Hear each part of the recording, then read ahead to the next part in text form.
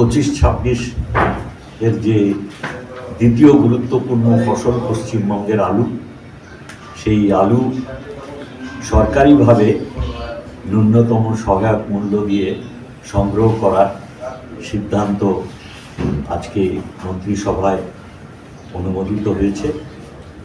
মাননীয় মুখ্যমন্ত্রী পশ্চিমবঙ্গের কৃষকদের অভাবী বিক্রি রোধ করার জন্যে যেমন একদিকে আমাদের মূল ফসল ধান সংগ্রহ করেন ঘোষিত এমএসপি থেকে বেশি মূল্য দিয়ে, ঠিক একইভাবে আমাদের দ্বিতীয় গুরুত্বপূর্ণ ফসল আলু এই রাজ্যে নিদর্শন স্বরূপ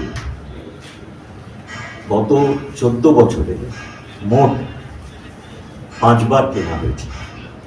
সঠিকভাবে বলতে গেলে 6 বার। 2020 সালে আমরা কিনেছিলাম, কারণ আলুর ফলন কম হয়, দাম ঊর্ধ্বমুখী ছিল। সেই বছর আমরা অতিমারিতে সব বন্ধ হয়ে যাওয়ার আগে অবধি 31,000 টন আলু কিনে উপভোক্তাদের স্বার্থে উপযুক্ত দামে আমরা বাজার স্থিতিশীল আনার জন্য সেই আলু ব্যবহার করেছিলাম। কিন্তু 5 বার ইতিপূর্বে আলুর সহায়ক মূল্যতে আলু কেনার সিদ্ধান্ত নিয়ে তা রূপায়িত করার ঘোষণা করা হয়েছিল। আমরা 2026 সালে এখন সবে আমাদের মূল যে জাতের আলু পশ্চিমবঙ্গে উৎপাদিত হয়, সেই জ্যোতি আলু এখন হারভেস্ট শুরু হচ্ছে। তার আগেই যেহেতু এবারে খুব ভালো আবহাওয়া ছিল আলু উৎপাদনের ক্ষেত্রে, এবং আমাদের কাছে খবর আছে যে বিভিন্ন রাজ্যে যেখানে আলু উৎপাদন হয় সব জায়গায় আলুর উৎপাদন এবার খুব ভালো হয়েছে। সেই জন্যে একটা আশঙ্কা আছে আলুর উৎপাদনের ক্ষেত্রে যেই এটা গতি পাবে আলুর দাম কমতে শুরু করবে।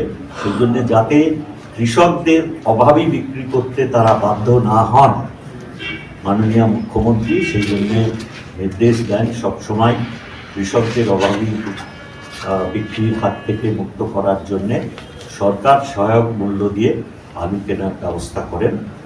এই ব্যাপারে আজকে মন্ত্রিসভায় যে প্রস্তাব এসেছিল, আমাদের কৃষি বিপণন দপ্তর থেকে এই ব্যাপারে প্রস্তুতি নেওয়া হয়েছিল। তাদের সেই প্রস্তাব মাননীয় মুখ্যমন্ত্রীর সভাপতিত্বে আজকে মন্ত্রিসভা সেটা অনুমোদন করেছেন, এবং আমাদের মার্চ মাসের শুরু থেকে যে মুহূর্তে আলু উঠবে সরকারি সহায়ক মূল্যে গুণগত মান যাচাই করে 9.5 টাকা দামে কেজি প্রতি এই আলু কেনার ব্যবস্থা হবে কোল্ড স্টোরেজের গেটে, এবং তার 35 কুইন্টাল অর্থাৎ 350 কেজি 70 ব্যাগ, 50 কেজির ব্যাগ হয় আলুর।